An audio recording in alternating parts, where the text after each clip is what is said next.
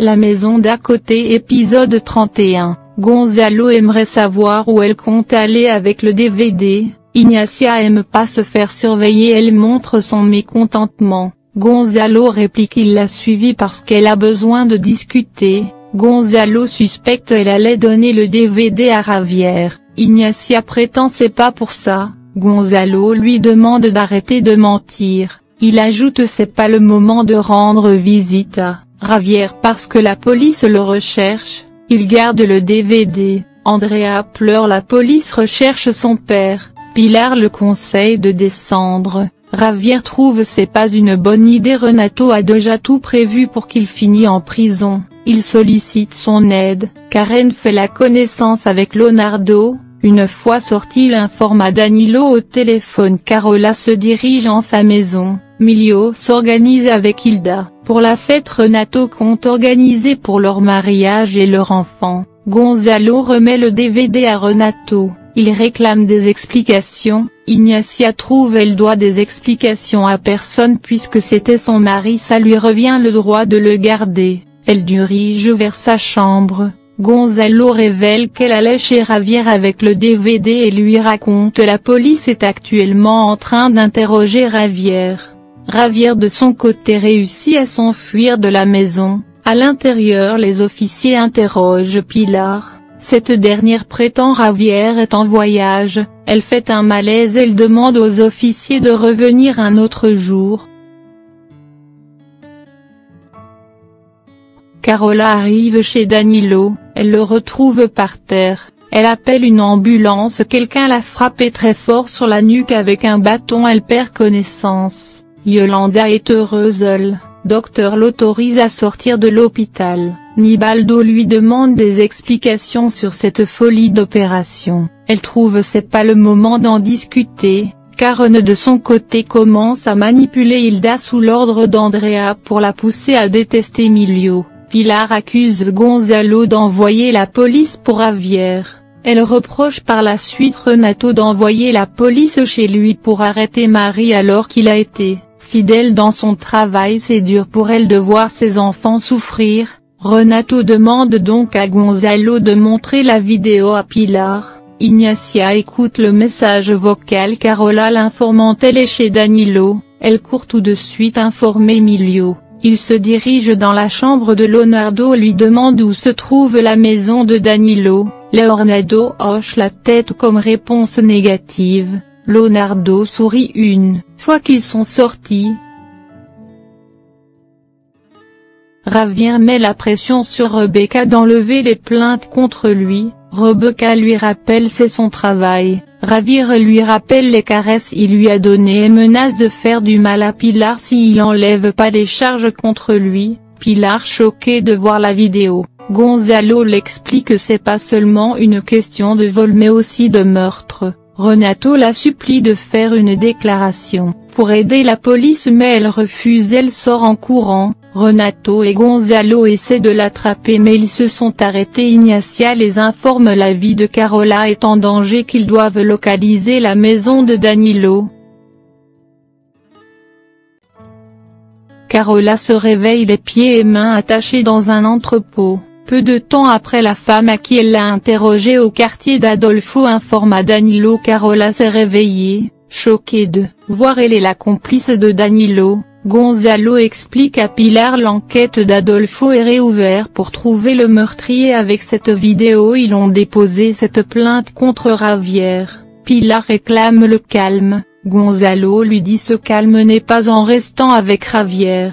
Il la conseille d'aller faire une déclaration contre cet assassin et aussi infidèle. Pilar lui rappelle elle a été infidèle, qu'elle se sent coupable d'avoir pas honoré ses promesses. Elle reçoit par la suite l'appel de Javier qui lui demande de garder sa version, que bientôt tout va rentrer dans l'ordre.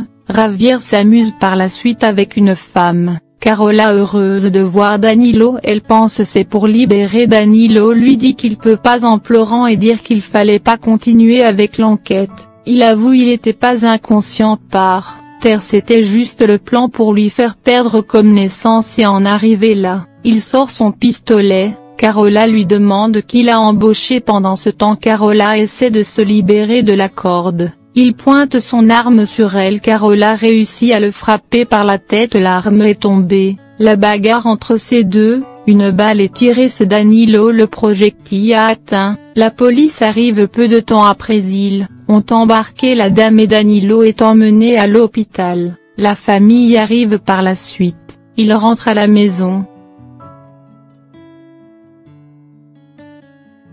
Becca apporte 3 billets d'avion à Pilar pour quitter le pays avec ses enfants. Carola explique à Leonardo Danilo a voulu le tuer. Pendant ce temps, ce dernier lui lance un regard maléfique. Elle explique demain elle va se rendre à l'hôpital, qu'elle doit connaître qui est derrière tout ça. Renato demande des conseils à Gonzalo sur comment protéger ses enfants. Gonzalo trouve c'est pas une coïncidence, le jour même la plainte a été déposée contre Javier, tout cela est arrivé. Il le conseille d'enlever la plainte pour pas empirer les choses. Leonardo se rend à l'hôpital dans la chambre de Danilo. Épisode 32, Leonardo enlève l'oxygène de Danilo, il prend par la suite un oreiller pour l'étouffer sur le lit à l'hôpital. Heureusement une infirmière surgit et l'interroge, elle s'enfuit en courant. Lydia, en sortant du restaurant où elle travaille, est renversée par une voiture.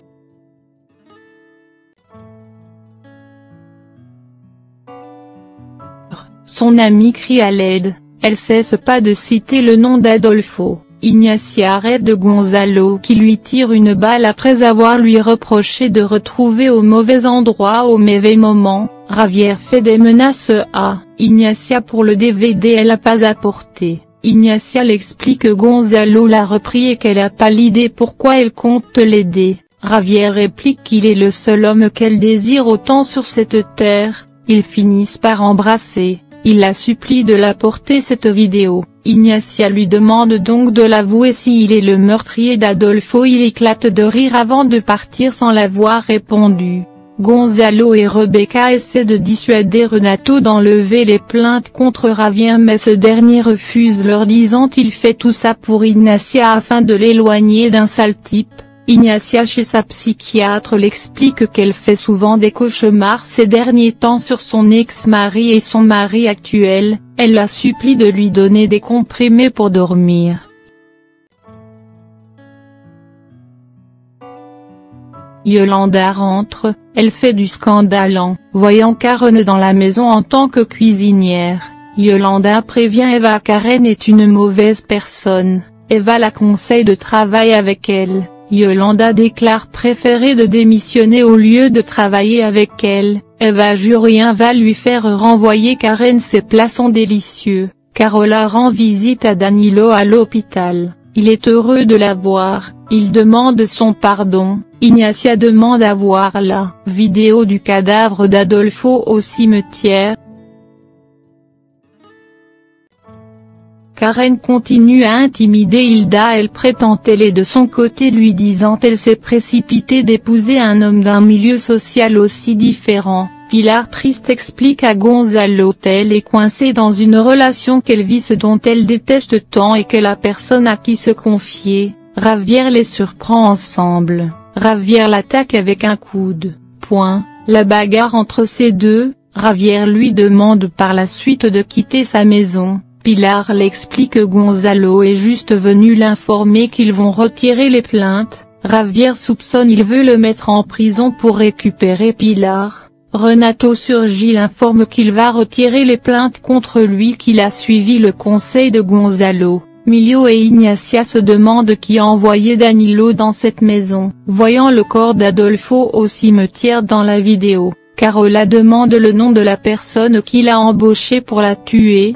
Ce dernier ne cesse de lui demander pardon. Carola avoue effectivement elle a beaucoup aimé mais elle doit connaître la vérité. L'infirmière demande à Carola de sortir. Danilo lui demande de revenir le voir ce soir. Milio discute avec Hilda encore une fois. Ignacia est venue les interrompre demandant de l'aide à Milio pour déchiffrer ce code envoyé à Leonardo. Ignacia soupçonne un troisième frère. Adolfo avait 2 frères jumeaux. Yolanda reproche à Nibaldo de l'avoir pas prévenir Karen travaille ici. Nibaldo l'assure tout va se passer très bien. Ignacia rend visite à Lydia au restaurant. Elle apprend Lydia s'est fait renverser par une voiture. Javier reproche Pilar d'embrasser Gonzalo dans son salon. Il la gifle et remet la faute sur Pilar de l'avoir fait lever sa main dessus. Il quitte la pièce. Elle sollicite de l'aide à quelqu'un au téléphone. Carola retourne voir Danilo. Elle le supplie de tout lui dire.